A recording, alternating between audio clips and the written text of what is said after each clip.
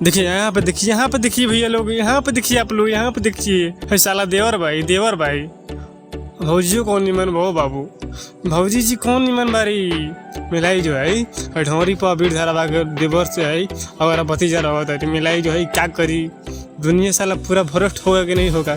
मिलाई जो है साला के जो है पढ़ने लिखने का उम्र है, साला जो है भौजी को जो है ढोरी में जो है और बत्ती दिखा रहा है अबीर लगा के।